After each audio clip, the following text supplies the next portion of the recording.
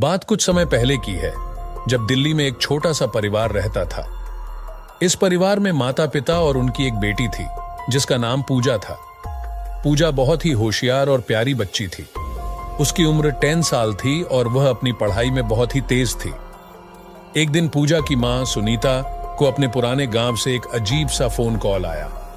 Phone call में एक बूढ़ी औरत की आवाज थी जो कह रही थी कि उनकी गांव में एक पुराना मंदिर है जहां पूजा को जरूर आना चाहिए।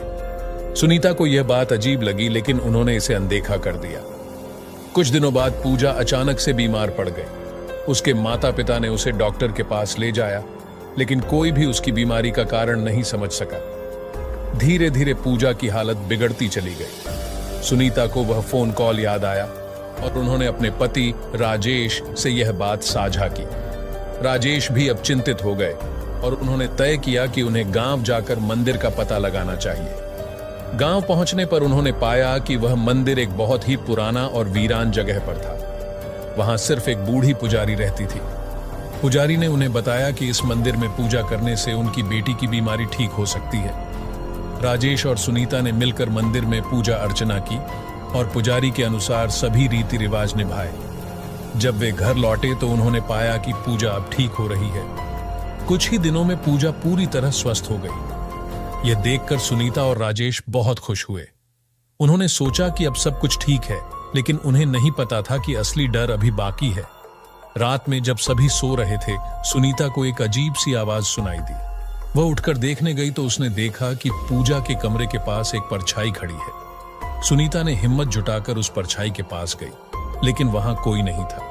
अगले दिन पूजा ने बताया कि उसे रात में एक बूढ़ी औरत दिखाई दी थी जो उसे मंदिर आने के लिए कह रही थी। सुनीता और राजेश अब पूरी तरह से डर गए थे। उन्होंने फिर से उस पुजारी से संपर्क किया। पुजारी ने बताया कि वह मंदिर एक शापित जगह है और वहां की आत्मा अब पूजा के पीछे पड़ी है। आत्मा को शांत करने के लिए एक विशेष अनुष्ठान करना होगा।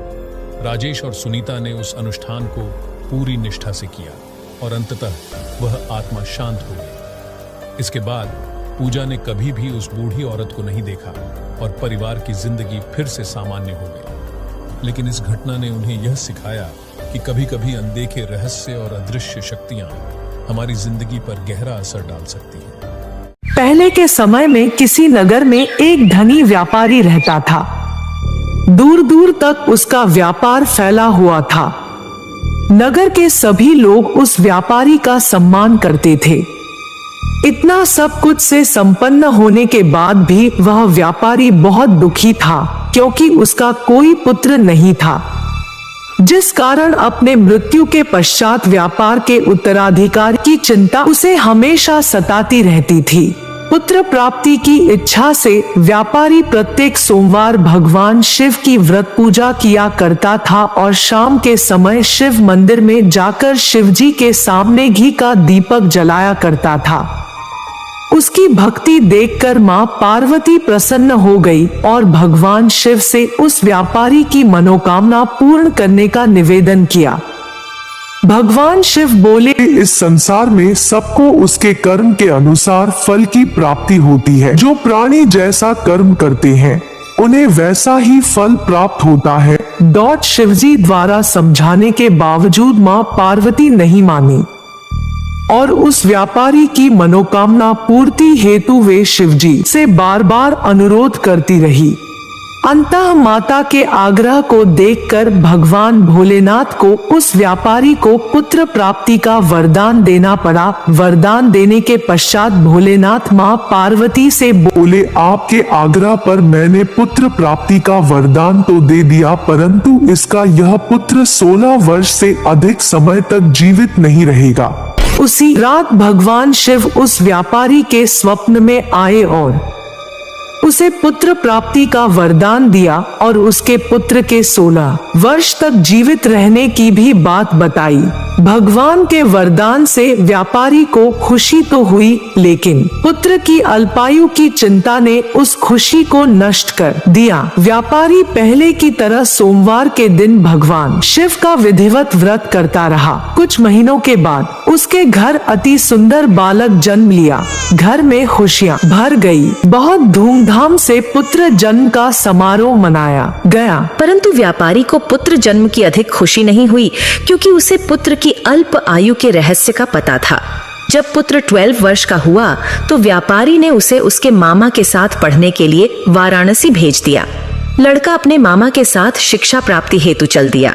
रास्ते में जहाँ भी मामा भांजा विश्राम हेतु रुकते, वहीं यज्ञ करते और ब्राह्मणों को भोजन कराते। लंबी यात्रा के बाद मामा और भांजा एक नगर में पहुँचे। उस दिन नगर के राजा की कन्या का विवाह था, जिस कारण पूरे नगर को सजाया गया था। निश्चित समय पर बारात आ गई, लेकिन वर का पिता अपने बेटे के एक आंख से काने होने के कारण बहुत चिंतित था। उसे भय था कि इस बात का पता चलने पर कहीं राजा विवाह से इनकार न कर दे, इससे उसकी बदनामी भी होगी। जब वर के पिता ने व्यापारी के पुत्र को देखा तो उसके मस्तिष्क में एक विचार आया। उसने सोचा, क्यों ना इस लड़के को दूल्हा बनाकर राजकुमारी से विवाह करा दूं। विवाह के बाद इसको धन देकर विदा कर दूंगा और राजकुमारी को अपने नगर ले जाऊंगा। वर के पिता ने लड़के के मामा से इस संबंध में बात की। मामा ने धन मिलने के लालच में वर के पिता की बात स्वीकार कर ली। लड़के को दूल्हे का वस्त्र पहनाकर राजकुमारी से विवाह कर दिया गया। राजा ने बहुत सारा धन देकर राजकुमारी को विदा किया।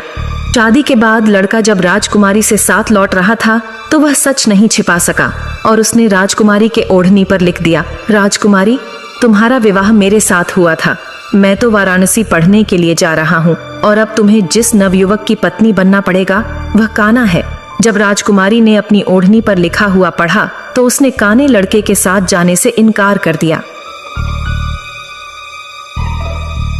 राजा सब बातें जानकर राजकुमारी को महल में रख लिया। उधर लड़का अपने मामा के साथ वाराणसी पहुंच गया और गुरुकुल में पढ़ना शुरू कर दिया। जब उसकी आयु 16 वर्ष की हुई तो उसने यज्ञ किया।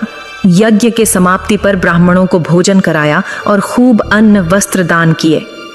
रात को वह अपने शयन कक्ष में सो गया।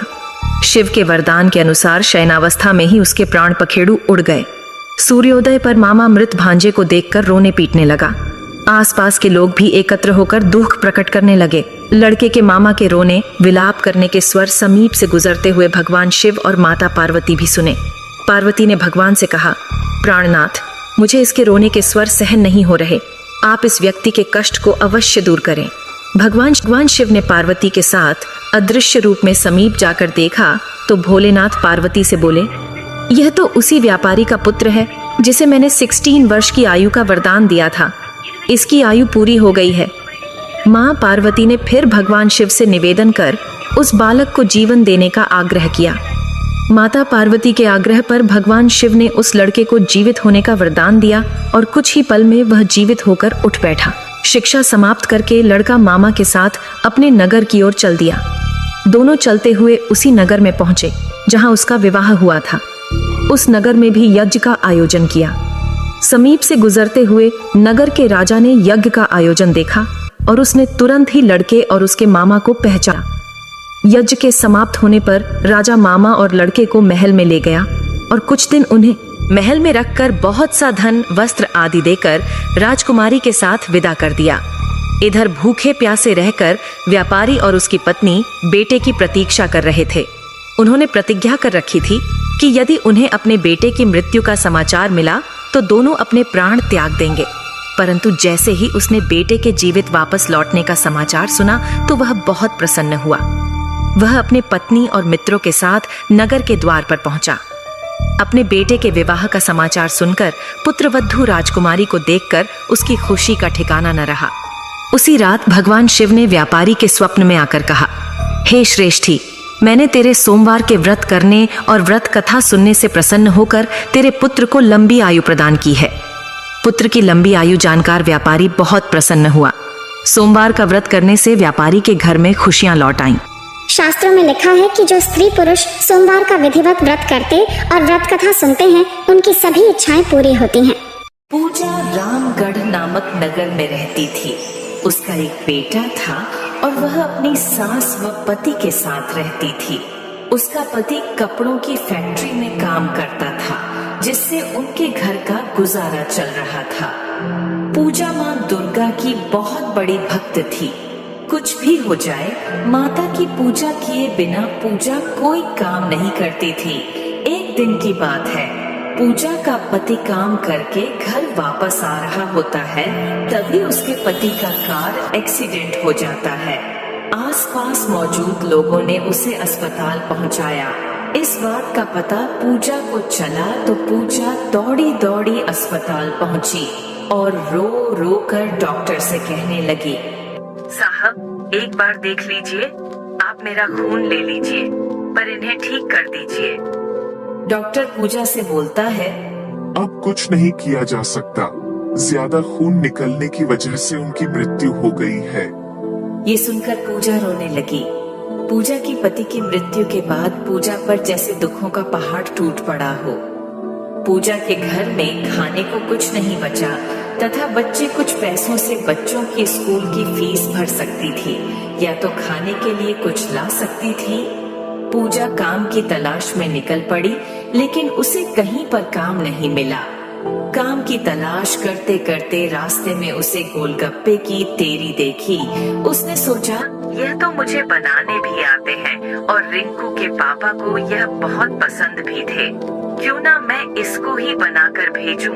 पूजा यह सोच ही रही थी कि उसे माँ दुर्गा का मंदिर दिख जाता है।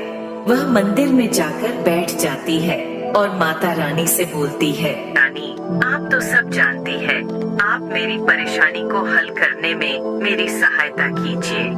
इतना कहकर वह घर के लिए रवाना हो जाती है। घर जाकर अपनी सास को वह बोलती है, माँ जी मैंने सोचा है कि मैं गोलगप्पे की ठेली लगा लूं। उसकी सास बोली, बेटा तू जो करना चाहती है वो कर, लेकिन इसके लिए पैसे कहाँ से आएंगे? पूजा, माँ जी मैं सोच रही हूँ अपने गहने गिरवी रख दूं, गोलगप्पे बेचकर जो पैसे आएंगे उसी से हम घर का गुजारा कर लेंगे।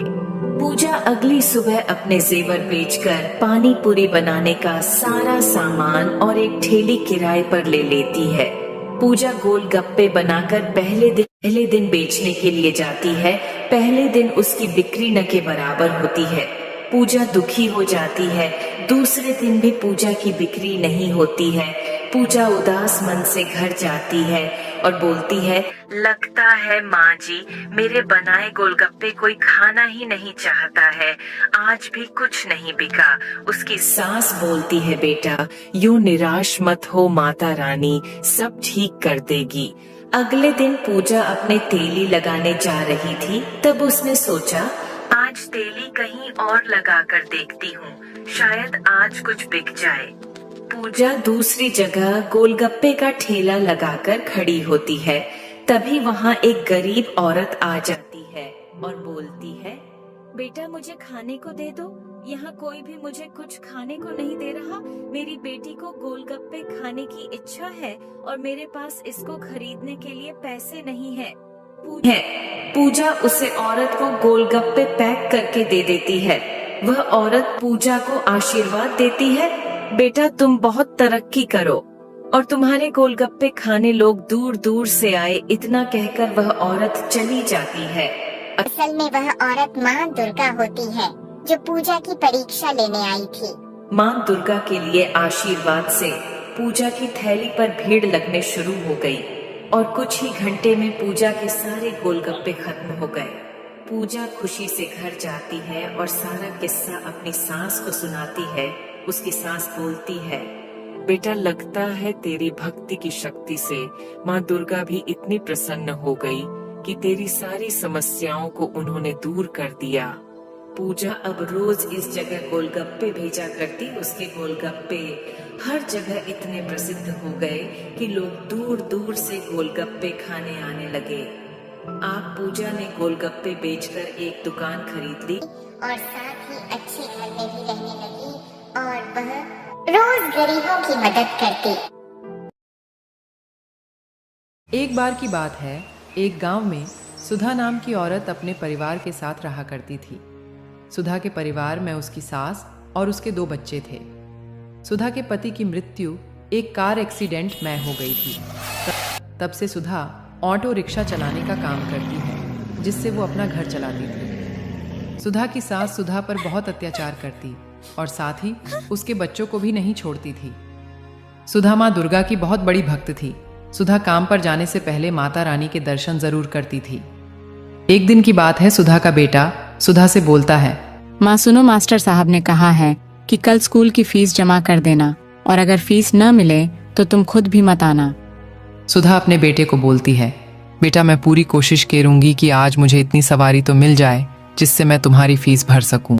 उधर दरवाजे के पीछे से सुधा की सास सारी बातें सुन लेती है और बोलती है, अच्छा अब मेरे घर में रहकर ये मुझे पैसे देने की जगह अपने बेटे पर पैसे उड़ाएगी, ऐसा तो मैं नहीं होने दूंगी। और वहां से चली जाती है। सुधा ऑटो रिक्शा लेकर बस स्टैंड पर खड़ी हो जाती है, जहां उसे एक सवारी मिलती है।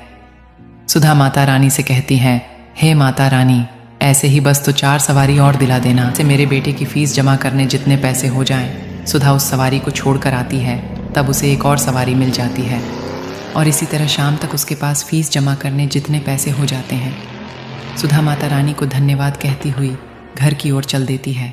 सुधा जैसे ही घर में घुसने को होती है, तभी उसकी सास सुधा से बोलता है, सुधा आज की सारी कमाई मुझे दे दें।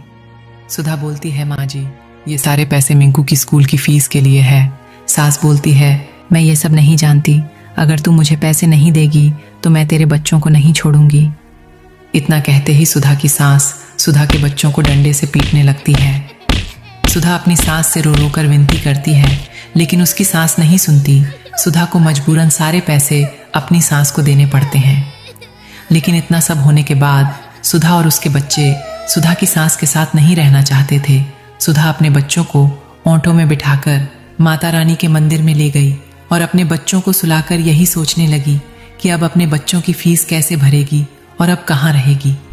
सुधा ये सोच ही रही थी, तब वहाँ एक औरत आ जाती है और सुधा से बोलता है, क्या हुआ बहन, इतनी रात में मंदिर में क्या कर रही हो और तुम्हारे बच्चों के शरीर पर यह चोट के निशान कैसे आए। सुधा कुछ बोलती इससे पहले उसकी छोटी बेटी भूख के मारे रोने लगी। तब उसे औरत ने बोला, मेरा नाम भवानी है, तुम बुरा ना मानो तो तुम मेरे घर चलो, मेरा घर यहाँ पास में ही है, वहाँ खाना भी खा लेना और बच्चों को दवा भी लगा देना। सुधा भवानी के घर चली गई। वहाँ चलकर सुधा ने भवानी को सारी बात बताई। भवानी ने सुधा को बोला, तुम जब तक चाहे यहाँ रह सकती हो, और रही फीस की बात, वह पैसे तुम मुझसे ले लो, बाद में मुझे दे देना। सुधा रोते रोते भवानी से बोली, बहन मैं तुम्हारा आभार कैसे प्रकट करूं, तुम मेरे लिए भगवान का रूप बनकर आई हो। भवानी मुस्कुराते हुए बोली, भगवान तो हर जगह है, बस देखने की शक्ति होनी चाहिए। और वहां से चली गई। सुधा माता रानी के सामने माथा टेक कर सोने चली जाती। सुबह उठकर सुधा माता का आशीर्वाद लेकर काम करने चली जाती है। अब सुधा को अधिक सवारी मिलने लगी, जिससे सुधा की आर्थिक स्थिति सुधरने लगी। सुधा ने भवानी का धन्यवाद किया और कुछ ही दिनों में उसने अपना घर खरीद लिया। अब सुधा अपने घर में रहने लगी, लेकिन सुधा को भवानी के बिना घर सूना सूना सा लगने लगा। सुधा ने सोचा कि क्यों ना भवानी को भी यहां बुला लूं।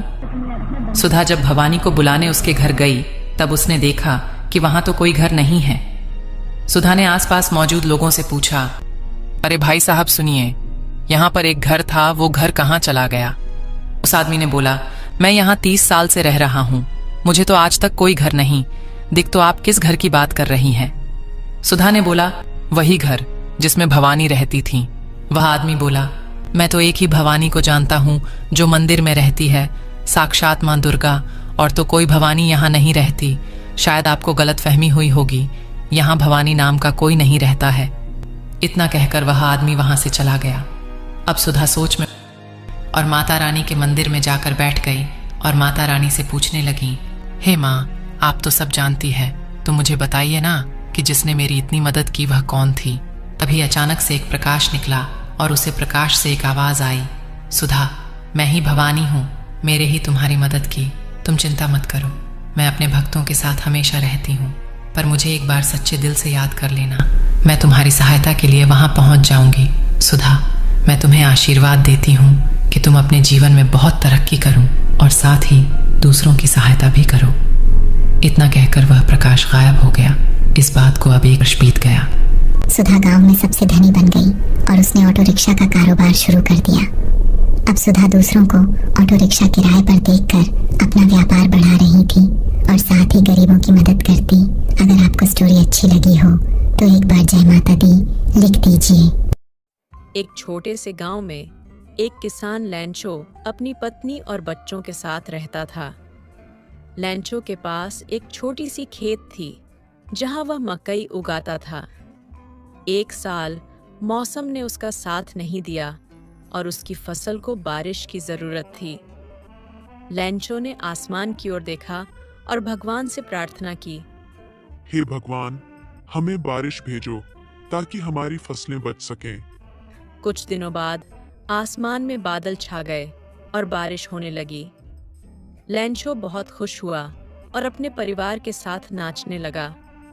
लेकिन जल्द ही बारिश तूफान में बदल गई।